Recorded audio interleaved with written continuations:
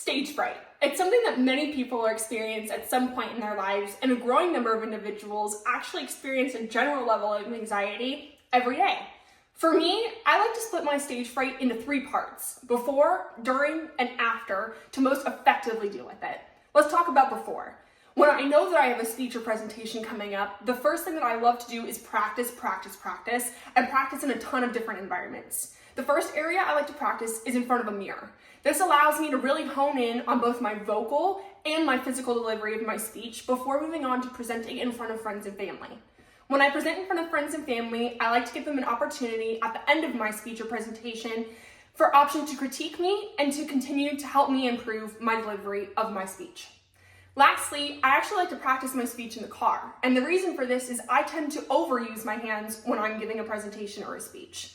By presenting in the car, it forces me to keep my hands on the wheel and focus more on my vocal variety as the primary method for delivering my speech. Now let's talk about right before I get on stage. I like to employ the 5-4-3-2-1 technique. I think about 5 things that I can see, 4 things I can hear, 3 things that I can touch, 2 things that I can smell, and 1 thing that I can taste. By utilizing all 5 senses, it forces my brain out of the fight or flight stage and allows me to enter the stage more composed and relaxed. Now let's talk about during. As I mentioned previously, when I'm on stage, I tend to over-present with my hands. And historically, I've not been allowed the opportunity to walk around or present not standing directly behind a podium. So something that I like to do is move my toes in my shoes.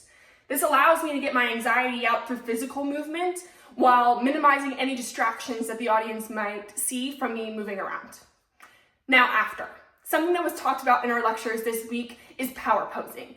I actually like to power pose after the fact as a sort of positive reinforcement for my brain of, hey, we just went through something scary, but we got out on the other side, and now we're confident and we're strong.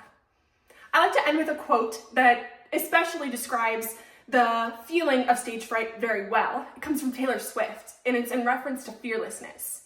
She says that fearlessness is not being 100% not fearful, but being fearful and jumping anyways.